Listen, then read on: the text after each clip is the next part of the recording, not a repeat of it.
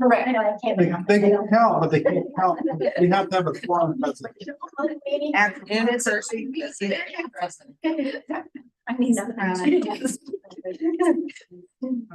Back to. Somewhat normal. We should probably ask people if they're in Ukiah to show up. I totally agree. If Paul can get over here. Yeah, because I mean, we should save the online for far away or. Yeah. But you can only do it twice, no matter where you're at. Right, Once if it's excused. it just feels like the. I don't know, Ukiah people should. It's Ukiah, I know. So we do have 2 board additional, well, and alternatives. They're not board members, they're alternative to board members on Zoom today. Fine. Just to let everybody know, we're waiting to have an in-person quorum. We've only got 7 people present in person. Will Van Zant with the VA is on his way. So once he's here, we'll have a quorum. So you can inform Will of that, maybe. I will tell them. Yeah, they crack that whip. Make it. Probably has to go to co-op anyway. If not, now he does. Okay.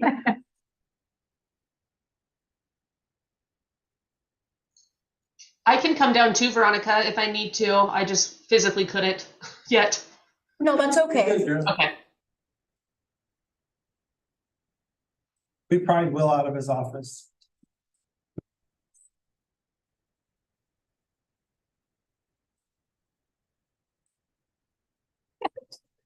And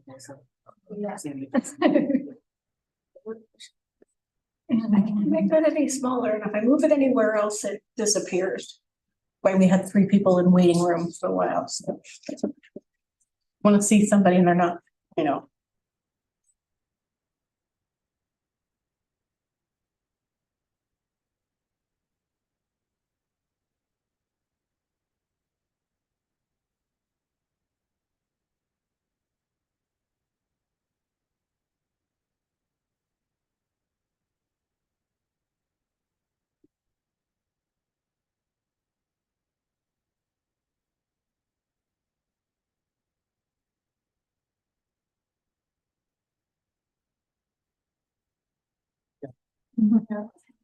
There's a letter.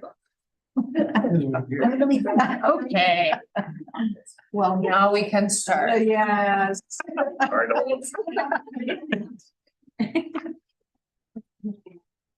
All right, we're good now. Okay. For you. When I call your name, please let me know that you were here. We got Armstrong. Jeremy Malin. I am here. Thank you. Teresa Di Simone. Here. Drew Ayakamini here. Here. Joanna Olson. Or Joseph Ditto or anyone with McCabin. Paul Davis. Here. Noemi Guerrero or anyone with Mendocino Community Health Clinics. Karen Lovato. Here. Live Post. Here. Amanda Archer or anyone else with Mendocino County Youth Project? Here. May I ask your name? Audrey Franson. How do I spell your last name? Audrey? FRANSEN. Thank you. Judy Albert. Here. Victoria Kelly. Here. Dan McIntyre. Here, I think. Kendra Palma. For anyone with Tapestry Family Services. Will Van Zant. Here. We have a quorum. Okay, thank you. Did you receive any public comment, Veronica, ahead of the meeting? I did not receive any advanced public comment.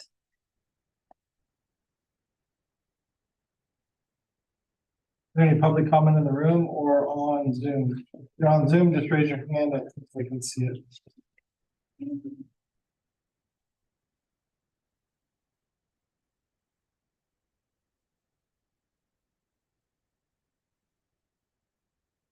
Not seeing any public comment, we'll move on to the approval of the minute from the September 18th COC board meeting. Was there any corrections or additions to those minutes?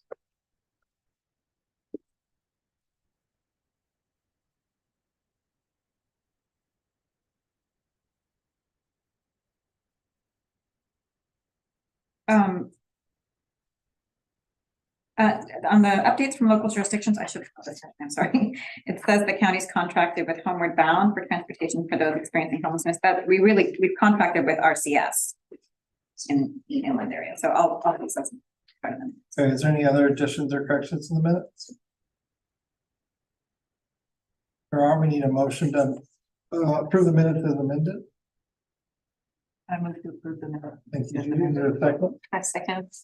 Any discussion? Roll call, Veronica? Jeremy May, oh, well, when I call your name, please say yes, no, or abstain. Jeremy Malin, Yes. Teresa Di Simone. Yes. Drew Yakamini Hare, Abstain. Paul Davis, Yes. Karen Lovato, Abstain. Blythe Post, Yes. Audrey Franson, Yes. Judy Albert, Yes. Victoria Kelly, or Joanna Brewer. Dan McIntyre Yes. and Will Van Zandt. Yes. Motion passed. Next is the minutes for the special COC board meeting we had on the 25th. Are there any additions or corrections to that long set of board minute meetings?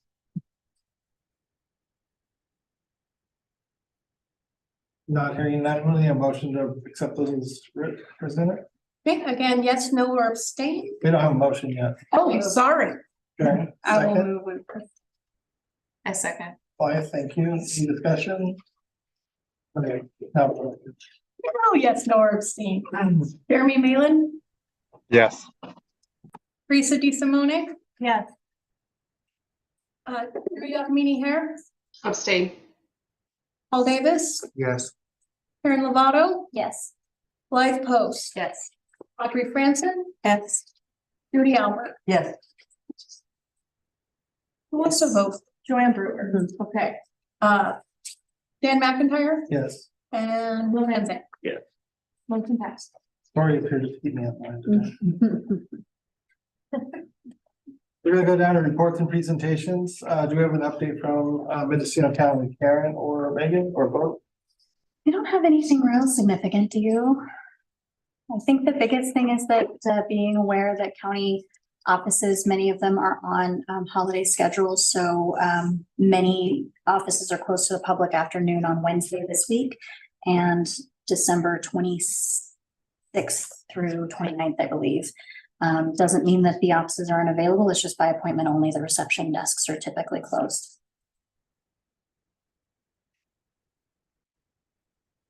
Don't think I have any additional updates from the county perspective on housing or homelessness. Okay. Yeah. City of Shannon. Shannon.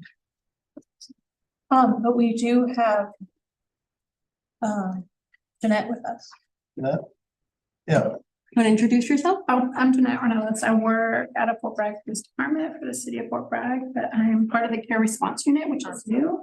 We work with homeless individuals. They get contact with law enforcement, try to connect them to services, kind of triage if they're new or where it came from. And we were doing some homeward bound with some of them and help them get into treatment. This pick somebody up from county jail and got them into UK recovery. Cool. Do you have anything to share? Any updates from the city? Anything going on you want us to know about? No, besides, I know they wanted updates about the plateau. They got a new manager. I'm just working with them a little bit. Okay. Anybody from Point Arena? Any other jurisdictions that I've missed? Oh, okay, we'll go on to standing committees.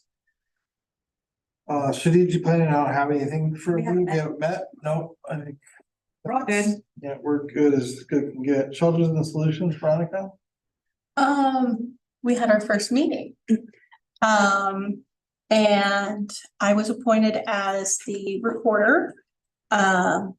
Nicholas Kennedy with Geo Group was approved as the chair, and I think Judy Albert stepped up as the co-chair in case.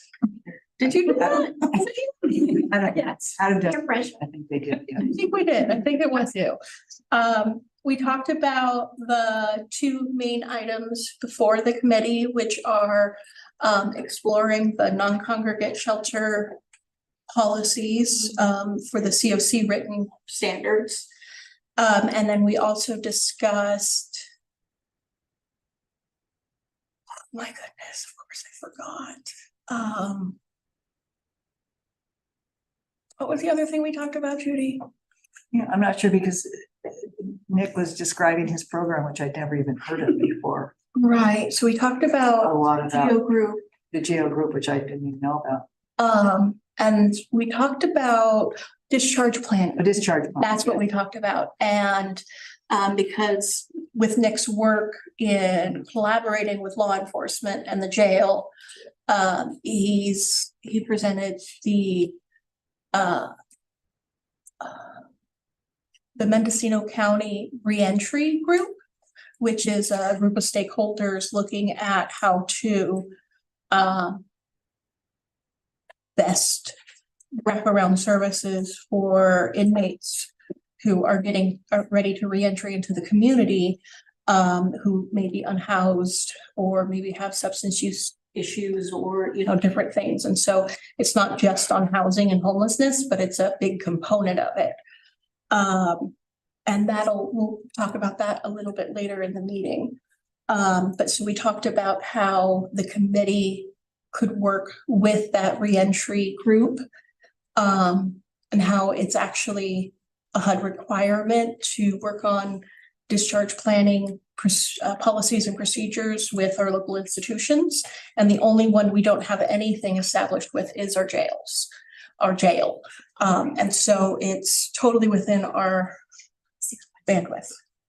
And I don't remember when our next meeting is. I know we January, thank you. Every 2 months, we're gonna Every be 2 every other months. month. Yes, so. And it'll be on the COC webpage meeting. Any questions for Veronica?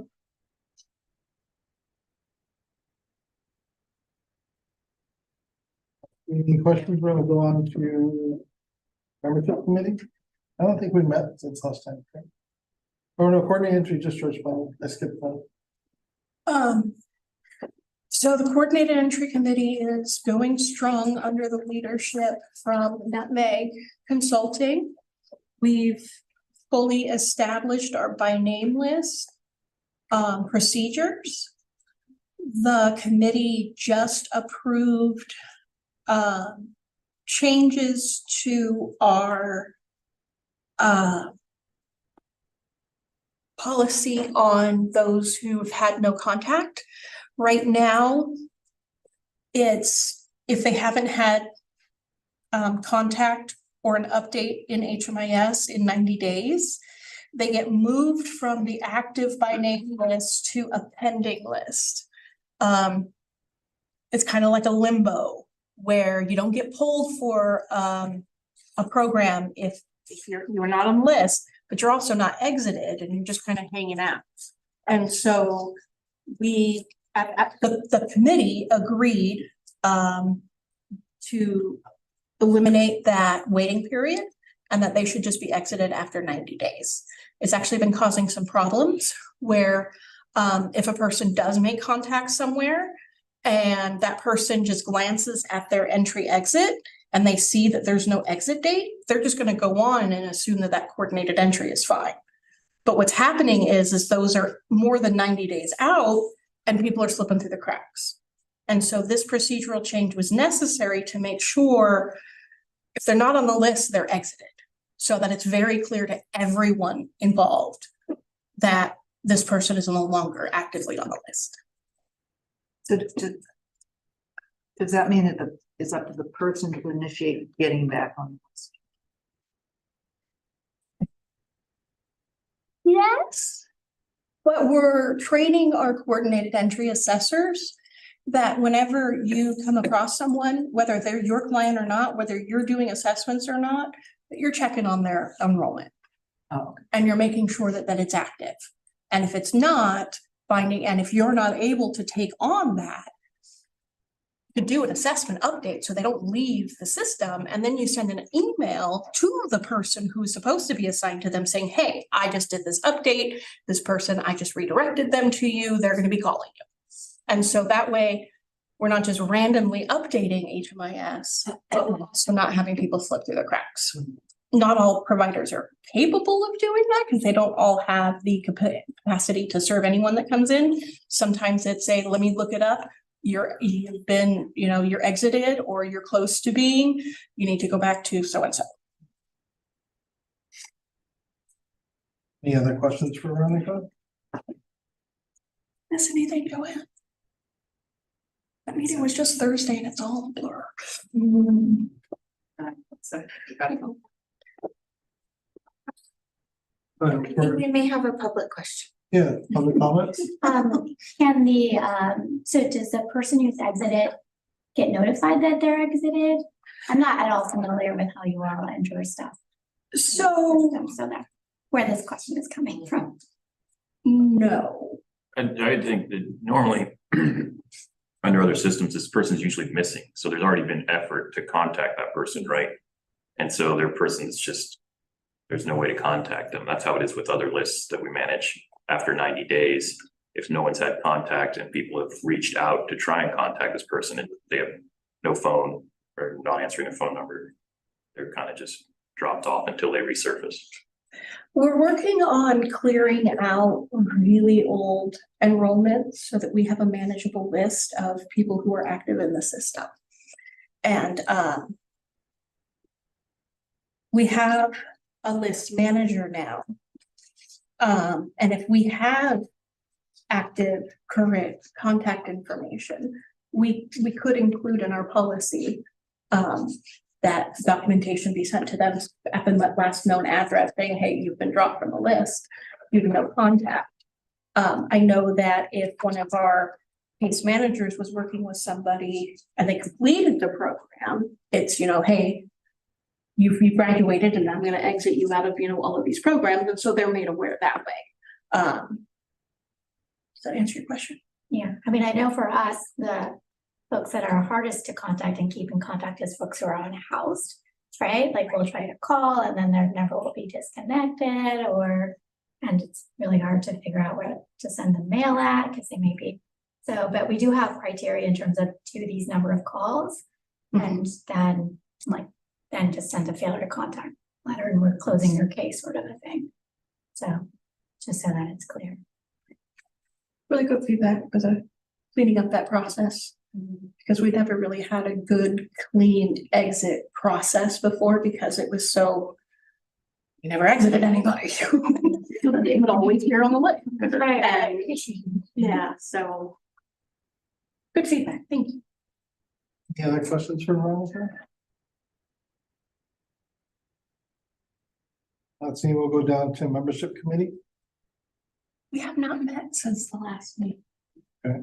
And its objective is to support the changes to the governance charter regarding the strategic planning committee's work on the board structure.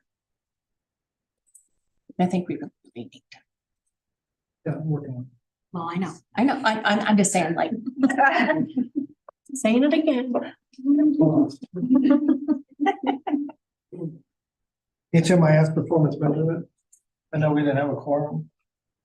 Yeah, we didn't have a quorum, but I think mostly we just had things to report. The data completeness report is now updated to the 2024 standards.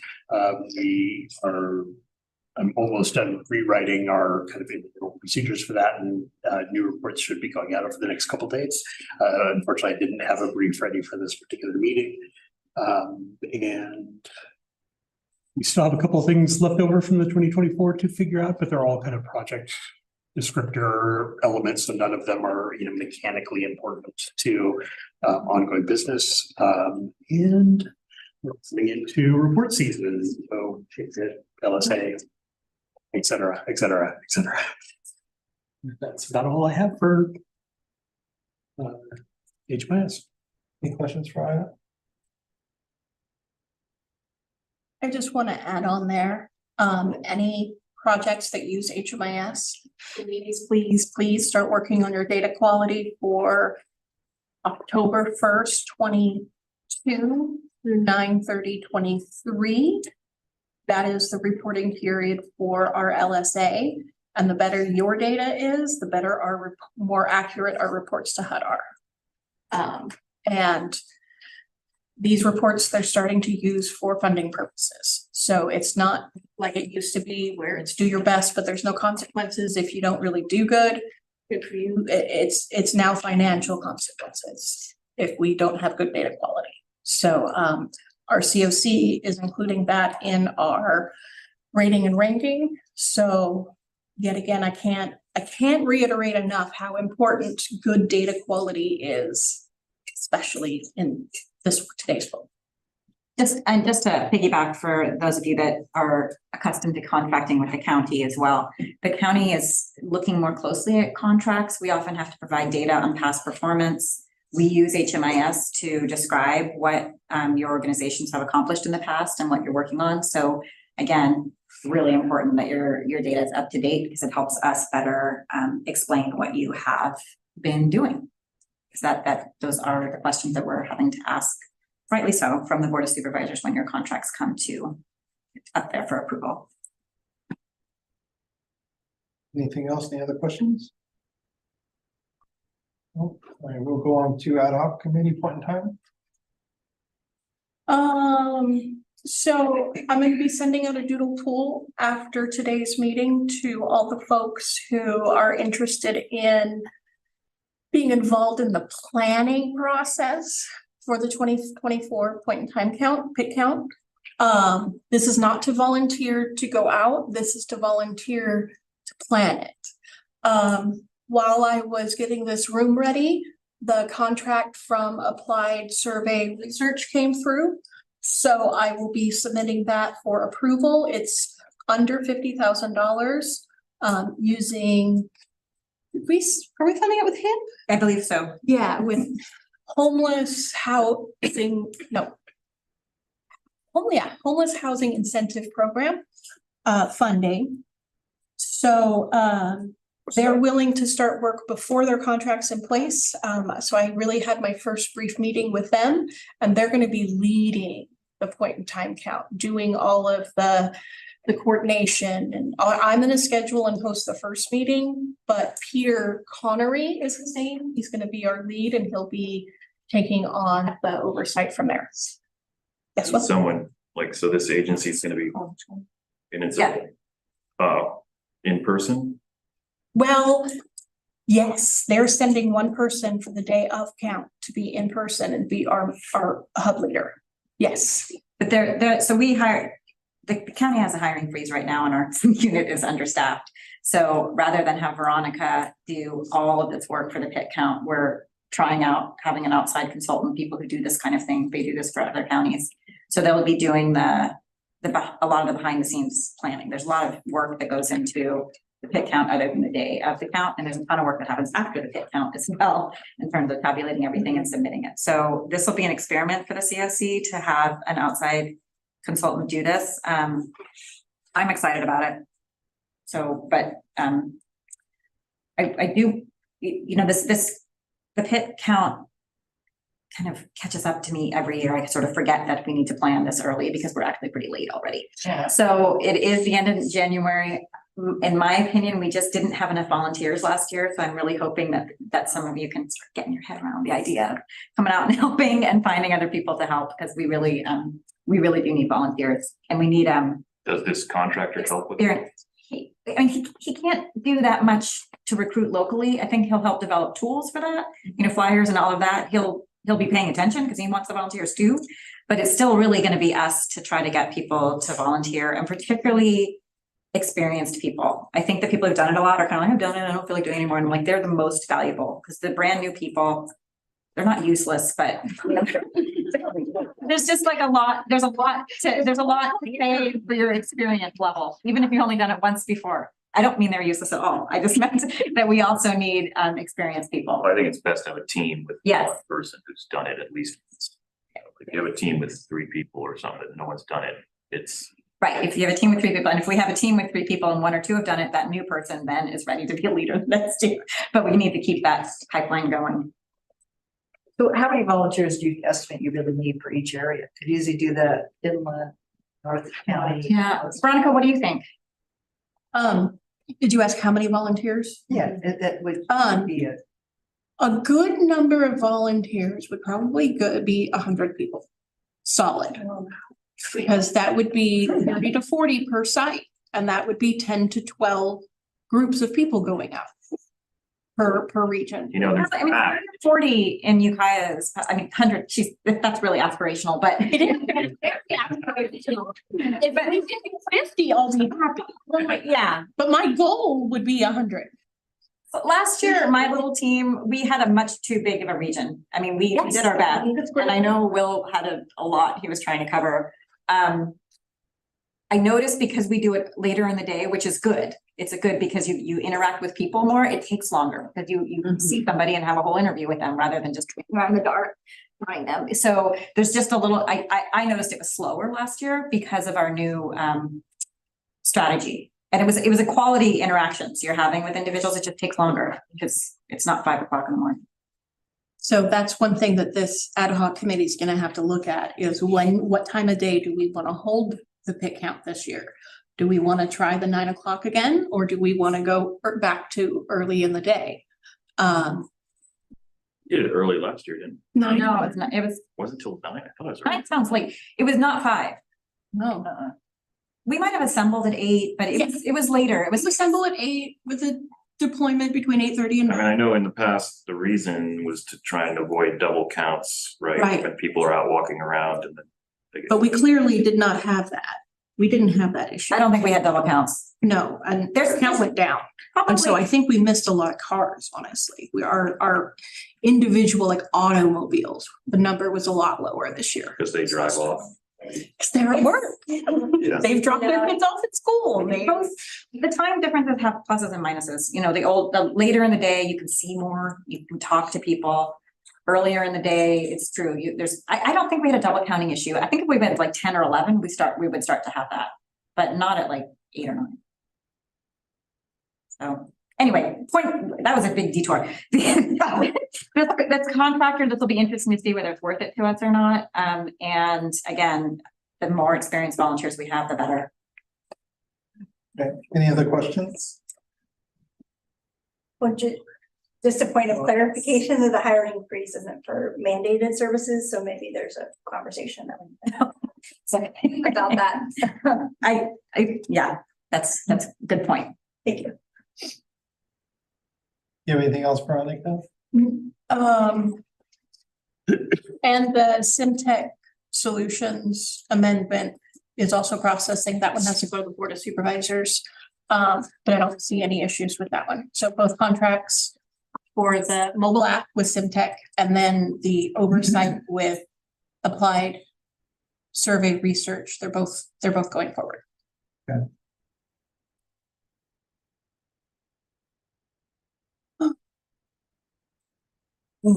Any other public comment or input on topic A1, 2? Okay, now we're gonna go down to the funding review ad hoc. After you give your report, we will disband that ad hoc. Yes. So the 2023 funding review committee has completed all 3 NOFA or NOFO responses. Thank you, everyone who participated and volunteered your time to help me with that rating and ranking and getting everything out. That committee has made a recommendation that we'll be looking at later for how to use the funding from HAP rounds 3 and 4.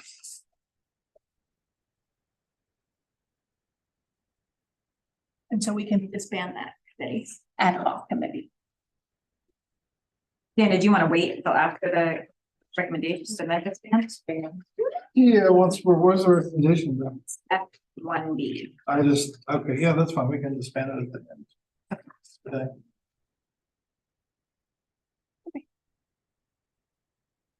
Did it make it? We'll move on to board governance. Can I find someone? Do you want to explain the chair thing, Veronica? Yeah, so. Earlier in the year. When we were coming close to time for our annual COC board term renewals.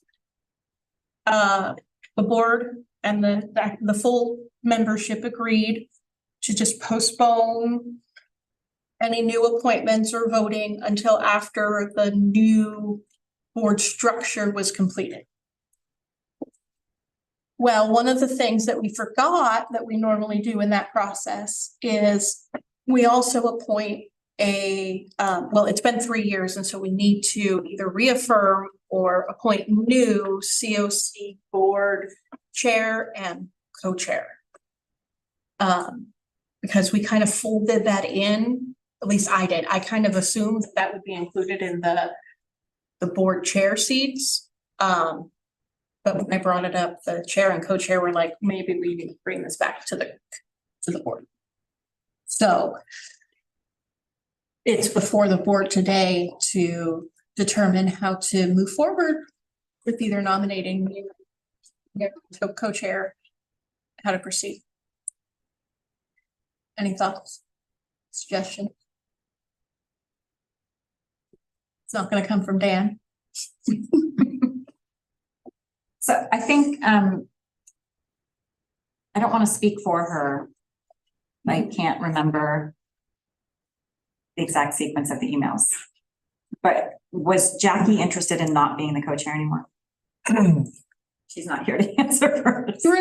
Jackie was willing to be the co-chair until we reconfigured the board, because when we reconfigured the board, the co-chair did not, there wasn't a co-chair, it was just a chair.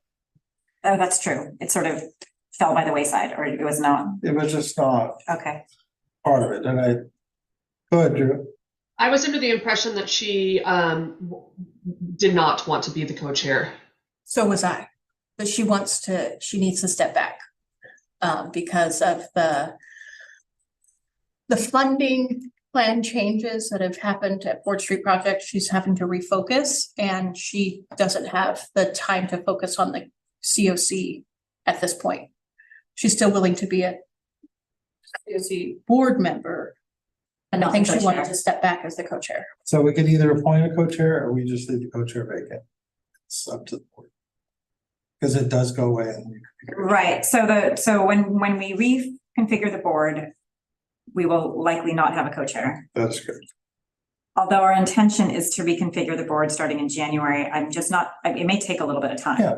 And knowing the value of having a chair and a co-chair backup, I wouldn't mind having a co-chair in the interim time. It's a lot on Dan if you're all going to retain Dan for the time being, not to have that backup as well. To share what the co-chair does is the primary responsibility is to facilitate the COC board meetings in the absence of the chair. So, and provide feedback on the draft agenda for these meetings. And like when funding requests, letters of support for funding requests come through, I reach out to the chair and co-chair and get their read on it and whether or not we should proceed with it or not. So it's communications like that. It's not any specific major tasks. You're just at the front of the train. Yeah. You're railroaded into stuff. Good sell for it. That's how it works. So I'm not a board member, so I can't well, technically I kind of am. Paul, would you be interested in accepting a nomination? Sure, I'd be happy to do that. There. Oh, that'd be wonderful. And he has accepted the nomination. Does anyone else have any nominations? Nominate yourself.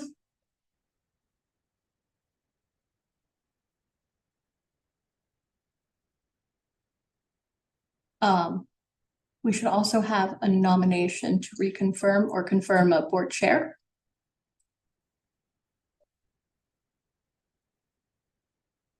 I nominate that and status is board chair. Dan, you accept? You have a choice. Yes, you do. Thanks, Dan. You're the speaker. I wouldn't say fearless.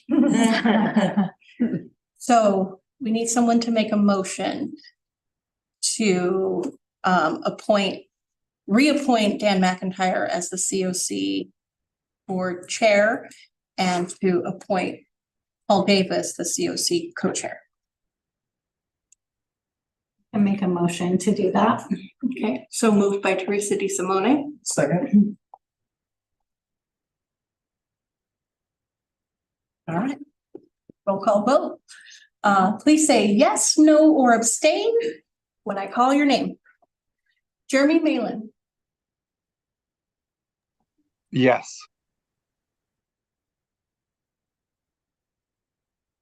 Okay.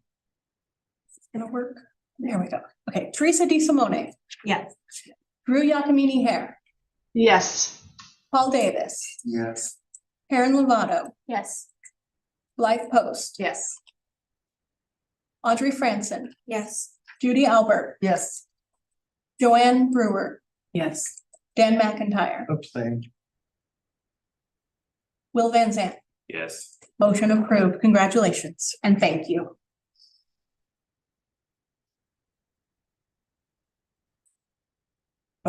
Do you have an update on ESG or no?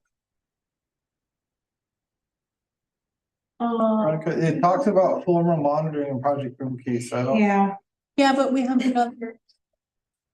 Oh, wait, never mind. Yeah, it's just an update on the agenda. Do you want me to take this one, Veronica? Yeah, will you? Sure. So this is an update to the board on the emergency solutions grant funding. This is relevant to the ESGCV funding. This was the allocation we received during the pandemic. We received, there's two updates on that. We received some feedback from the state on a formal monitoring process. It's kind of like a low-key audit of the ESGCV program that we ran, that we implemented here in Mendocino County. I did just notice, and Veronica, you haven't seen it yet, we did just get the findings letter from the state, like in the last 10 minutes of the findings from that grant.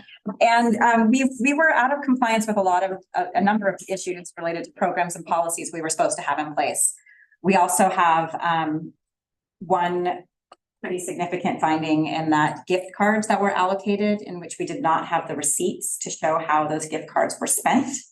We are going to have to repay that funding. So I don't know how that's going to shake out yet, but it's not awesome. We were informed we were not the only county that had this kind of situation happen, but so there's some cleanup to do in terms of responding to those findings. There's, again, I think there's only one financial finding, and that's the gift card situation. So that's one thing going on. And it's going to be a fair amount of work for Veronica to respond back to the state with either present the policies that we will have in the future. I'm not exactly sure how we're going to respond to some of the findings yet, but I don't think we're going to be able to argue the gift card situation. I think that's funding that we're going to have to return to the state.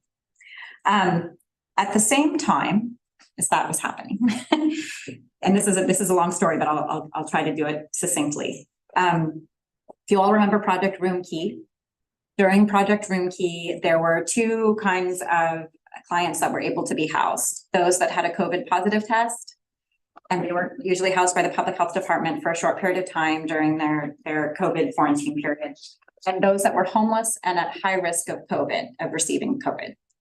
The county, with a lot of your help, had individuals in those hotels for long periods of time during the pandemic. Those hotel bills were submitted to FEMA. This is related to ESG. I'm going to get there. Hotel bills were submitted to FEMA, who took a long time to figure out what they were going to do. And in the last 2 weeks, FEMA has notified the county that after the shelter in place order was lifted, any hotel stay that exceeded 20 days did not meet their requirement. So this was sort of changing the rules 3 years later. The county has significant financial liability there, well over $1 million. And these are for individuals that stayed in hotels because they were at risk of COVID for longer than 20 days. After the shelter in place order was lifted, which was May of 2021. So we have sort of a 2021, 2022 fiscal year situation. When we got that notice from FEMA, Veronica and I remembered that we had a certain amount of unspent ESGCV funds that we had not been able to bill. We're at the very tail end of that opportunity to submit invoices to ESGCV for what would have been an expense covered by ESGCV. As if you remember, ESGCV was to help homeless individuals during the pandemic, and non-congregate sheltering was an allowable expense. We were not billing ESGCV because we had believed at the time that FEMA was covering those expenses. So we did a massive project of deconstructing the entire FEMA invoice package, having to make sure we had documentation of homeless status for all of these individuals, and then trying to send up to ESGCV as many of the more than 20-day stay people that we could in order to not lose this fleeting opportunity to bill ESG for the full allotment. So we're going to be able to recover, well, I don't know, because we have this gift card situation, but roughly up to $870,000. It'll probably be less. So we are going to be able to last minute save some of this liability for the county, but there's still a significant amount of hotel stays that are now controversial in this kind of argument with FEMA. So that was a very long way of updating all of you on the ESGCV allocation, which will now be fully spent because I think at the last second, our deadline was going to be November 30th. We were able to recover as much as we can of the hotel stays from several years ago. More than we would have been able to without ESGCV. Well, definitely, we would have had to, we would have had to. $1 million in hotel bills. How much? 1.5 million. 1.5 million in hotel bills. How much are you talking about in gift? Yeah, 122,000. So there's a bunch of numbers here I'm going to say all at once. We have a liability of the county, and again, we're not the only county. So this saga may continue, but $1.5 million in hotel bills that now appear as if FEMA is saying we're not going to pay you for them. We can bill ESG up to 870,000. That's how much we had like unspent to our allocation. There is a $122,000 gift card problem. And I just don't know how all that's going to shake out yet. But wasn't the room key program, I won't say mandated, but recommended by the state? Heavily. Yes. So where's the state at this whole thing? I don't know. This all happened fairly recently. And then when the FEMA letter came out, what I think was happening is I don't think in many counties, only the small counties had the people who were dealing with FEMA and Roomkey and the homeless and housing people were the same people. So I don't think that very many counties are going to be able to take advantage of unspent ESGCV funds because they just didn't have enough time to figure out that that was possible. But yes, there are many counties that are all asking the same questions of what happens now. I don't know how it's all going to shake out, but the direction from the CEO's office and from us is like, let's rescue as much as we can because we don't know. So if you get the 870, we can't build it. Sorry? If you're getting the 870, if you get the 870, you're still looking at almost 800,000 plus. Mm-hmm. If we get the 870 minus 122, so let's just leave that. Right. There's at least 500,000 in FEMA hotel bills that I cannot bill ESGCV for because we've reached our cap and appear to be questionable now because they're for stays of over 20 days. Does that make sense? Well, I understand the math. It doesn't make sense. I mean, I would send the bill to HCD, but that's just my. Well, so of the 1.5 million in hotel bills it was post when the shelter in place order was this. I just did all this, so like I'm giving you large numbers now, but about 140 were for hotel stays less than 20 days. So we were able to pull out, so they're going to be able to rebuild FEMA a relatively tiny amount. Mm-hmm. The remainder were for people whose stays were over 20 days. And I'm can send 870 to ESGCD. It just seems odd that even though the shelter in place was lifted, yes, the Right. FEMA emergency disappeared, but during that same time, I remember the governor saying, we need to house people, we need to Yes, house people, we yes, need to house yes. people, so. There was heavy pressure on counties to continue the Project Green Key program. There were letters from FEMA saying we're going to continue to fund this program. The state of emergency went on for a long time, right? Right. So the very specific language in the letters from FEMA saying we will continue to pay for this said, we will continue to pay for people at high risk of COVID as long as sheltering in place is necessary to protect them. So that's probably where I don't know. Somebody else has got to do this fighting. The point was we're recovering as much ESGCV funding as we can, and the gift card problem will be a problem. Gift cards are typically a problem. They almost always are a problem. So the county has a pretty strong gift card policy. I feel very strongly that we're going to need to make sure our contractors also do, because this kind of In situation. the past, we've done gift cards, but I've done gift cards with like Safeway or Dollar General. Basically, they're food only gift cards. Like, Right. they have to purchase stuff that would fall under standard EV purchasing practices. Right. Like, you can't Safeway buy alcohol. Don't do those. They don't make those limited cards anymore. Safeway doesn't No. anymore. I think, the gift card situation is frustrating. We approved gift cards and contracts. Contractors submitted, receipts, not for what was spent on the gift cards, but receipts for the gift cards. We paid the contractors, the state repaid us, and it wasn't till the whole end that they're now disallowing it. So if that had been cut off early on, we probably would have cut off our contract. We definitely would have cut off. Is our there contract. any funding that's coming up that could cover some of the shortfall? The gift cards? Yes. I don't think so. This is a long time ago now. I mean, we're looking at expensive. I don't know. But all of that is happening. So it's not all shaken out yet, but it is what my team and Veronica's team are still sorting through. I think the thing's over, Let me but know if you need help arguing. I love Brittany. I think at this point, the counties are gonna have to decide what to do. What happened with Room Key, and in hindsight, I'm not surprised. It started out as a health-related project, and the state kind of switched it to a housing and homelessness project partway through, and FEMA feels like they weren't responsible for the housing part. They're not totally wrong there.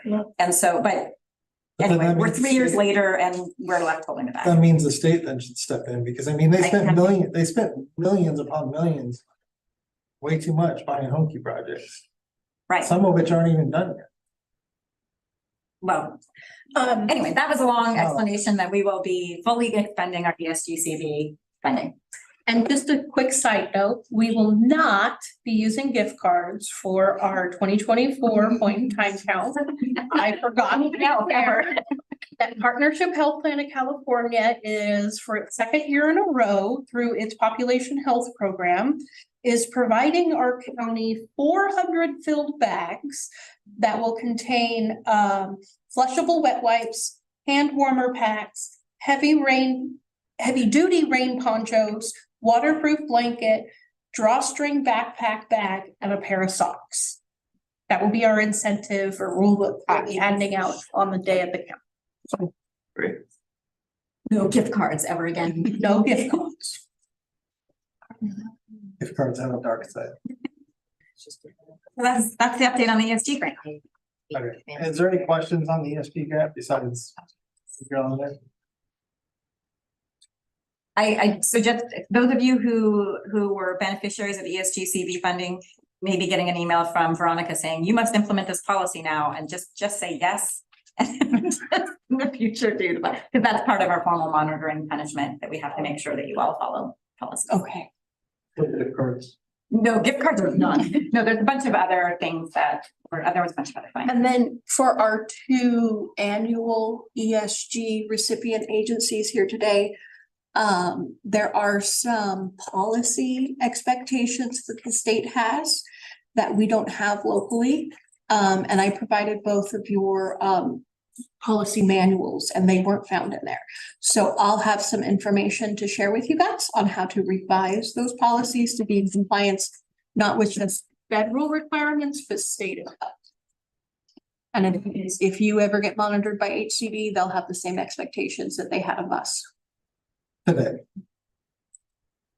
They may change their mind. Or 3 years. Hey, we just. Pretty full of- We just went through this. Today. They closed no place like home deals, closed them, signed the loans, and they came back and said, no, you guys gotta revise all this stuff. Yeah. I was a little snippy on the formal monitoring. Reading about it, but Yeah. that's what it is. Okay, any other public input on this? No, I didn't see Mo fall out of her chair back there, so. Okay, homeless housing assistance program, HAP, Veronica. We have in your packet on page 8 is the funding recommendations from the Funding Review Committee. It is a list of all responses received. The ones in green and yellow are recommended for full or partial funding, and the ones in red are recommended for no funding. We had to make some really hard decisions. We wish we could fund as many projects as possible, but there was only a finite amount of money to go around. We need to reserve some funding for our Housing Flex Fund project. And some other things. We have our round 3 system support funding. We're recommending that we use some of that in addition to the regular non-required to be spent on system support funds. Any questions from the board? I think when this grant came out, wasn't it scheduled to be 2 years? We asked the respondent to include in their response a timeline. Some responses were for 1 year, some responses were for 3 years. And so the committee determined that it would be best with the funding that we had to do 18 months worth of budgets. So it would be from January 1st, 24 through June 30th of 25. Okay, so it'll bring us to a fiscal year cycle. The rounds themselves have like a 5-year spending window, something like that. I can't remember what year 1 was for. 2025, I think was what the final one went out to. Yeah. 3 is 2025 and 6 and then 7. 6 and then 7 for the. So they had a rolling funding thing, but our goal had been to do as long contracts as we can, and 18 months seemed like what was feasible with the requests that came in. The total amount of requests probably exceeded 5 million, if not more, I think. So we couldn't fund everybody, and some of the proposals didn't fit the funding source as well as others too. So that came into the. There are some new organizations interested in homelessness services, which is kind of exciting. The Community Care Management Corporation is interested in playing a stronger role in homeless services, and North Coast Opportunities as well. So that's a great. Is anyone from those agencies here? No. They probably barely know. The approval letters just went out, and with the exception of the city of Fort Bragg, because their project starts pretty soon, it's their motel program their winter shelter program. Most of the contractors here have not actually engaged in the contract negotiation process with us at all, because we were finishing that'll happen in the next. And I wanted to get the COC board approval. Yeah. Before I made anything in black and white. So if you're seeing your name on this list and you're like, I didn't really know anything, you're not alone. Like you haven't reached out to all of you yet. Executive director. I mean, yeah, to let you know you're funded, but the kind of details of it have not yet been worked out. Any other questions for Megan? Any public input? I know. You have done any motion to approve these? The recommended action is the developed page for approval. There are a limited number of board members who are able to participate in this because many of you have applied. Right. So if you did not apply, please step. To make a motion, okay, make a motion to accept the Housing Assistance and Prevention Program recommendations for funding. Second. All right, roll call voting. Please say yes, no, or abstain when I call your name. Jeremy Malin, I believe I have to abstain. correct. Teresa DeSimone, abstain. Drew Giacomini Pear, Abstain. Paul Davis, Abstain. Carrie Lovato, Yes. Blythe Post. Yes. Audrey Franson, Yes. Judy Albert, Abstain.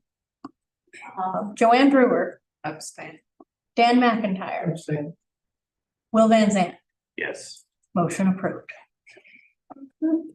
So I do wanna, I'm gonna extend my gratitude to those that were on the HAP review committee. It was a long process. We had like, I think 3 meetings. They were over maybe a couple hours each. It was a lot. It was a really great committee. I feel, I know that not everybody was funded, but I feel like the group of contracts we're coming up with does a really good job of meeting a lot of different goals, and I'm excited about it. I think we're gonna see some really good outcomes from this. Okay, we'll move on to round 5 application.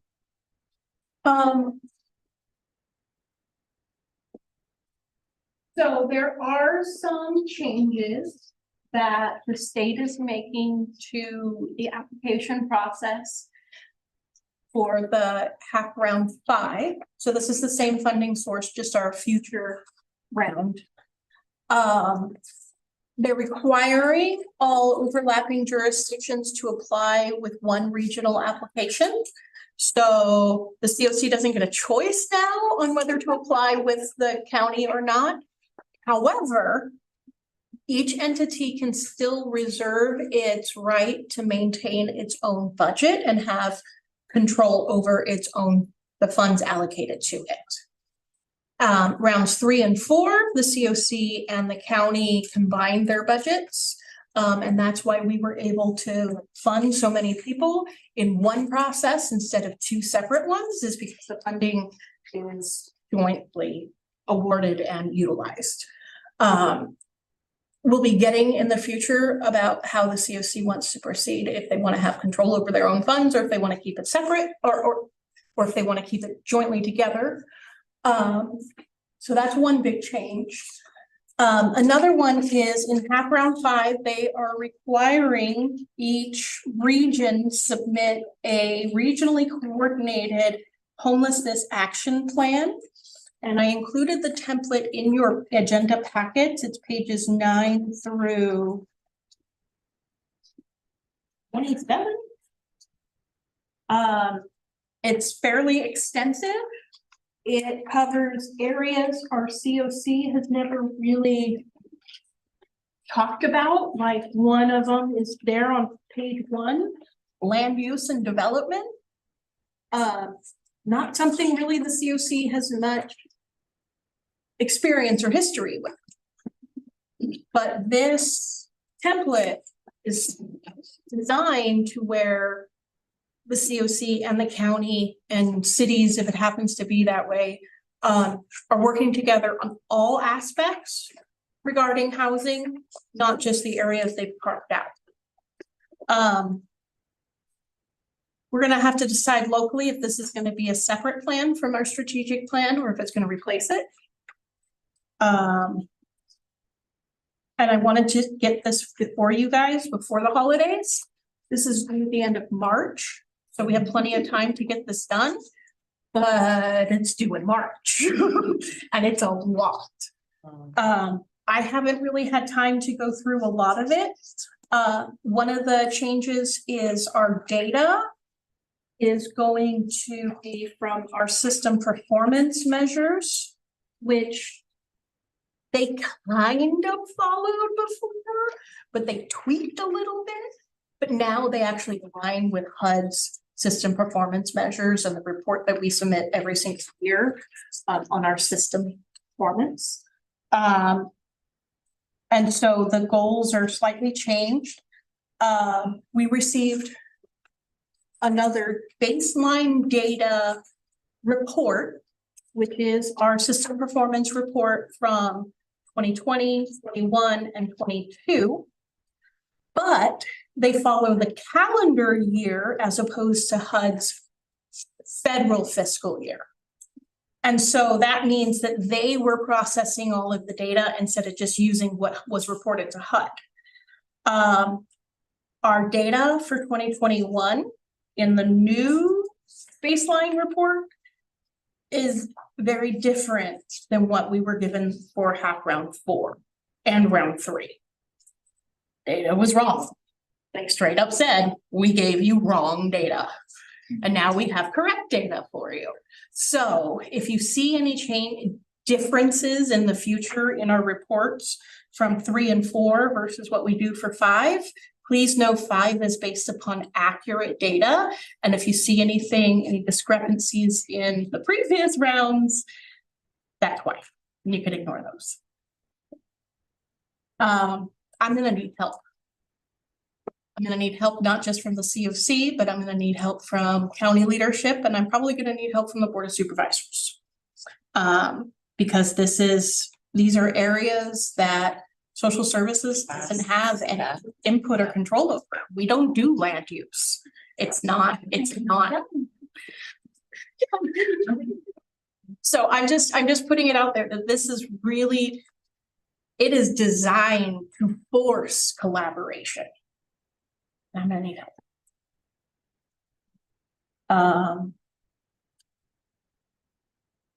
And we're also gonna have to do an MOU between the COC and the county. It was just an agreement that both submitted a letter saying, yes, we agree to let the other control it and work together. They're now requiring a formal MOU. So on the formal MOU, how's that gonna work? So it's whichever entity is appointed as the fiscal agent or the administrative entity, that MOU formalizes that agreement. That is a little weird. And they have not. Who's gonna review it for our benefit versus the county's benefit? County council? Yeah, you'll be at a disadvantage. Like ask for a template. I've been through these union negotiations with counties before. I had it up there now. Sorry, Megan. Yeah, no, I hadn't thought through the dynamics of that. That's complicated. But I guess if we start with a template, Veronica, we'll see what this is supposed to look like. Right, we'll start with the plan template. There is no MOU template. I've asked for one. I don't know if they're actually gonna do it. They won't answer that question. There's also a question about how it's actually gonna work because HAP is transitioning from Cal ICH to HCD, which is the same agency or entity or department that does ESG. And so that's going to complicate things too. Do we know or do they know if there's any other COCs who house their relationships differently than we do that have an MOU that we could look at as a template? They don't have one yet. I can ask the other COCs if any of them have a MOU for HAP. I haven't heard of any. I'm guessing they're probably in the same timeline we are, like. Oh yeah, no, we're all. Yeah, and I'd say they might have for previous round. At least it is administrative managed within the county, but some are not. So they're kind of like outside nonprofits or something who run their COCs. Or consultants. Or just a flat out consultant, you think? Well, the northern one's consulting, like. But there must be a COC board, isn't there? There is, but it's made like Del Norte, Modox, Ishki, Tehama, all the way down, I think there's an administrative entity that does the. Right, so they've got to have an MOU. Right. They have to. They'd have an MOU between them and the COC, but that's not an MOU between them and the governmental agency. Right. I mean, I will say that so far for HAP 3 and 4, The county has been pretty hands-off and has let the COC steer this, All of so that, I'll ask that our is, legal counsel if yeah. they've seen one, because they do this all the time. my guess is, this is, Probably not. everybody's just sort of wrapping their head around this, to have five, it is new, and it's not due till March, so. Although March is pretty, March is, I know. But even the county's in the same boat we were, they're trying to spend their HAP 3 and 4, they're all now dealing with the FEMA disaster, like they're all kind of the same kind of thing, so. Closing out their ESGC. We're not the only ones who got a, angry monitoring letter for ESGCV, so they're all kind of in the same place. It's funny how the angry monitoring letters come after. The program's totally done. Ask for help. Literally done. How do I do this? And they're like, I don't know, just figure it out. So I figure it out and it's wrong. Should have done this 3 years ago. Anyway. Okay, so do we have a December meeting? No, we have a January meeting. We still have a lot on our agenda. I know, I'm just. Yes. I'm just trying to figure out because there ain't except this round. Oh. Yeah. You want a committee to do? Yeah, we probably should put a committee together to do round 5 out. Ad hoc, or do you want to assign it? Let's make it ad hoc, right? Ad That'll hoc, be easier.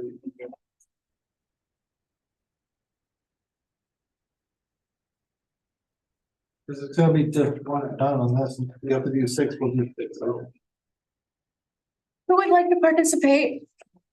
Live, Dan? I'll gladly argue. Did I miss someone else? Sorry.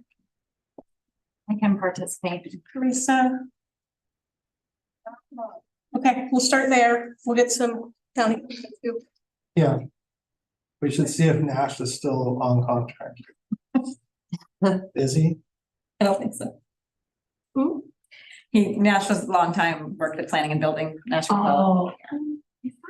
Maybe 2 months. I thought he was Did still you? on contract. So Wondering. I'll ask him. Well, no, don't. We should let the county decide what they want to do. Bring our own consultants. Okay.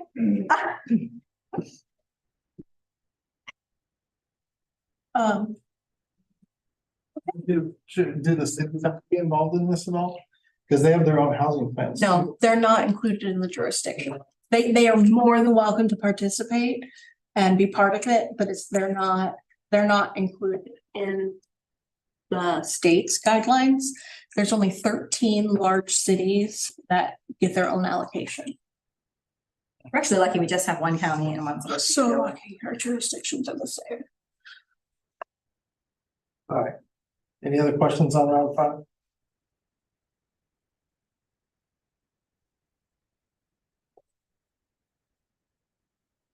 And there's no updates on the COC federal funding or the emergency cash funding? No. Okay, so we will disband that ad hoc budget review committee? No. With gratitude. Thank you.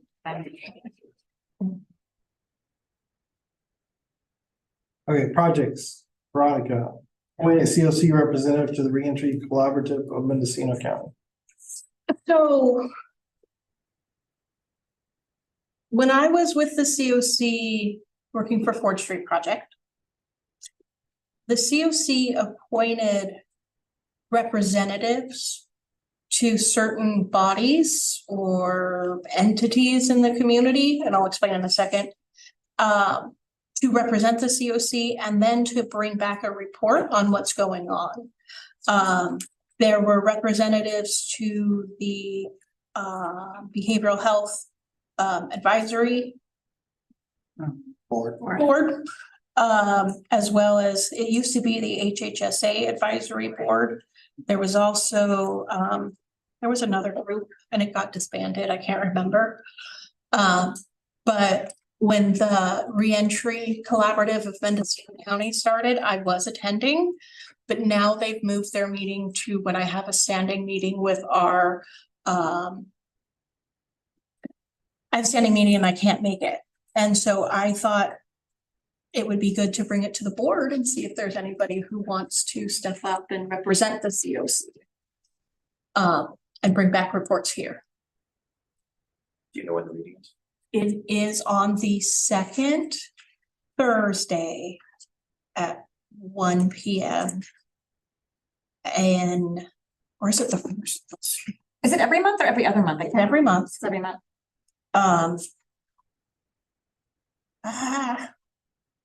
The people who go seem to find it really worthwhile. It is. They have a lot of good energy.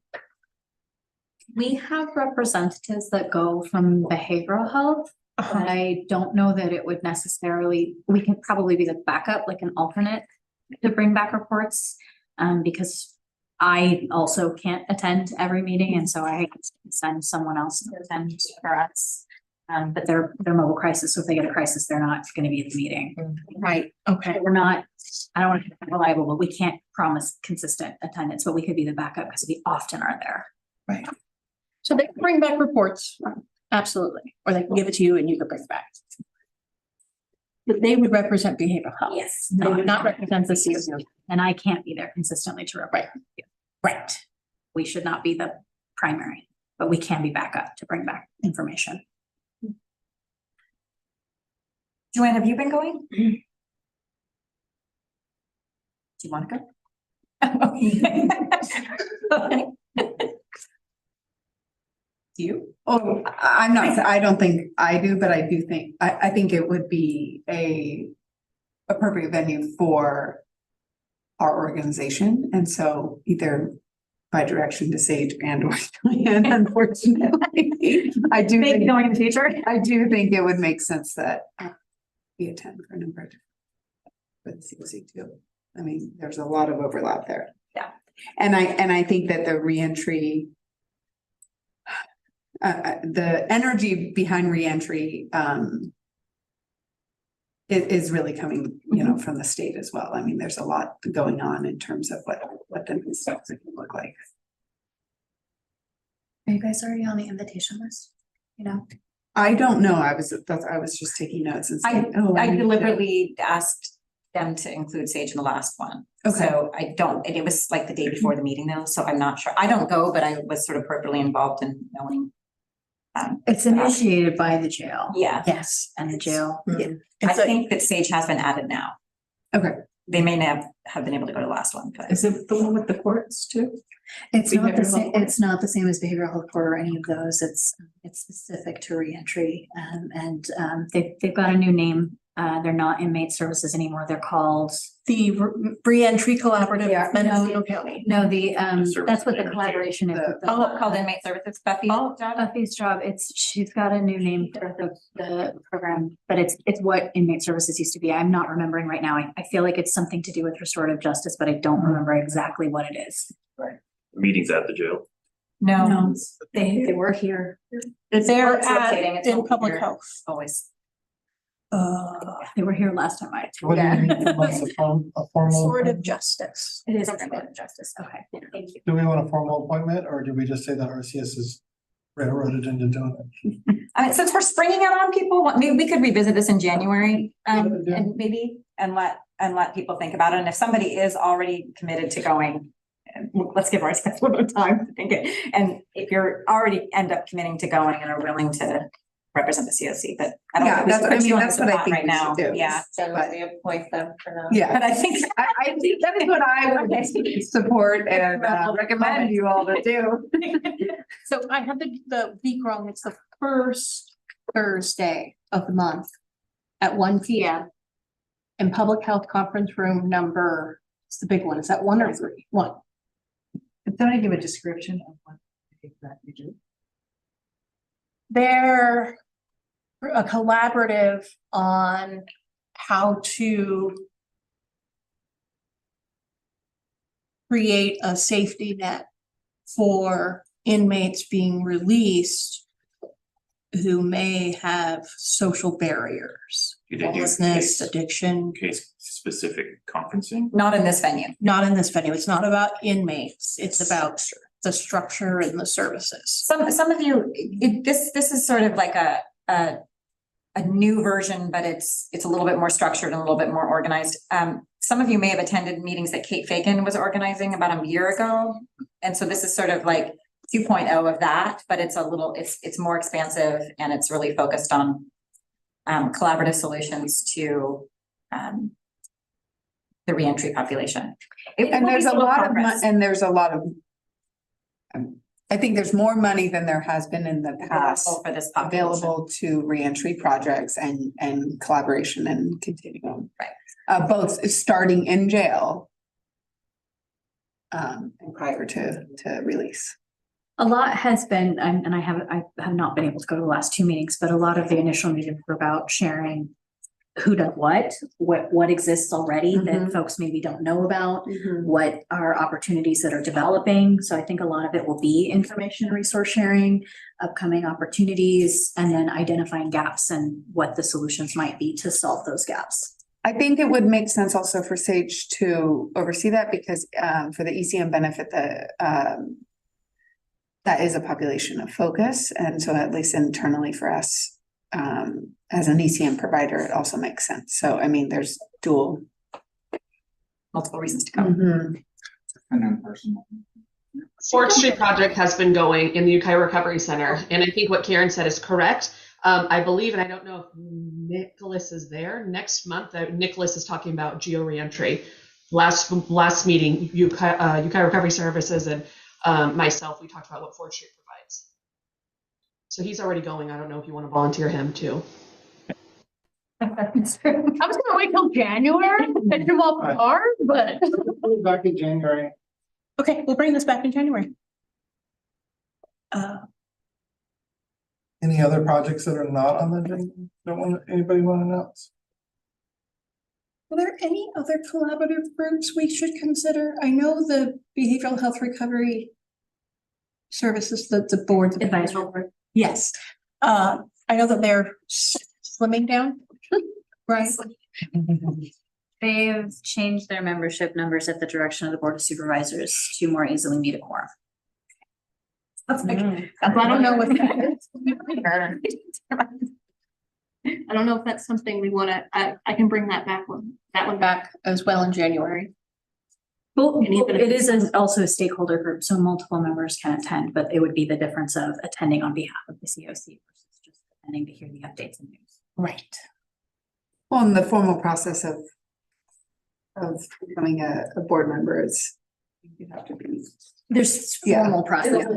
Yeah, it's not like, hey, I want to join and. Yeah. They're appointed by the board. And they are open to anyone. Yeah. They're reviewing. And with the smaller numbers, I think that's going to be something they're taking a much closer look at over the next 2 months as well. Are there any county advisory boards? We used to have the HHSA, and I don't know that was. I think that's sort of fell by the way, or that was disbanded. So, not that I can think of right now. Okay. Well, if anybody thinks of anything else, you should be represented at, let me know. All right, we'll go on to the next announcements. I'm assuming Megan. This was actually, no, I didn't put my name on it, sorry. At the end of your packet, pages 28 and 29. Yeah, I've included a press release by the County of Mendocino from the Planning and Building Services. The county is looking to formalize an inlet. Let's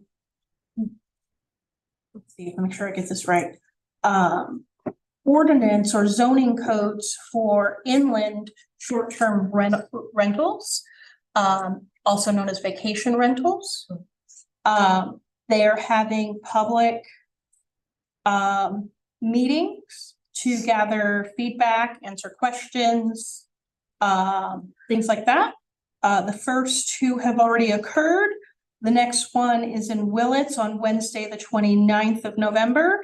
And then the last one is a hybrid meeting in Ukiah on LoGAP on Thursday, November 30th. I know at first glance, this doesn't seem like much of an issue, but our housing stock is eroding in front of our eyes. And one of the contributors is that landlords and owners are able to get 10 or more times the income from a unit using it as a short-term rental as opposed to long-term rental. The county has to create a housing plan in compliance with the state, which has requirements for you have to have a minimum number of housing stock for your community. This ordinance is going to greatly impact that. And so I have no opinion one way or the other as your COC secretary. I'm here only to make sure that you are aware of what's going on in our community. I've included, let me make sure. There is a link included in this to a survey that they are asking members of the public to complete. It's an inland short-term rental ordinance survey. So if you're interested, do that. I thought Fort Bright already had. There's a coastal ordinance that is for the coastal zone. And yet, Well, I think the city of Fort Bragg had a moratorium or something. yeah, so it's interesting that they are held at meeting. Well, I think for the surrounding areas. I think it's required Oh, okay. for public noticing to be in certain accessible areas.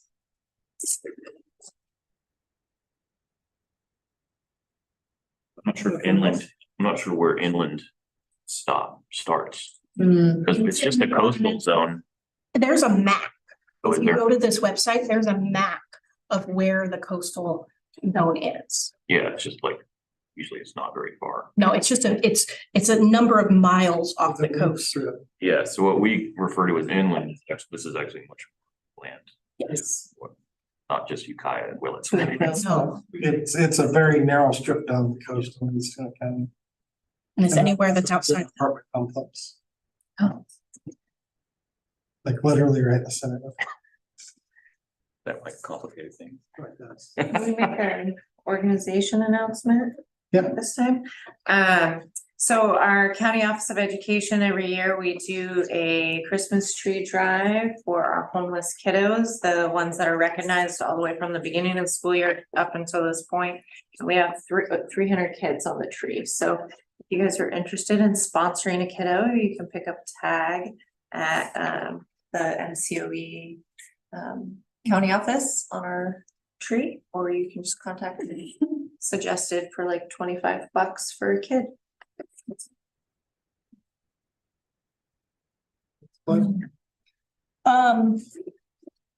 I am working with my colleague, Lily Caravello, who is also on the special projects team over the Employment and Family Assistance Services Division, or EFAS.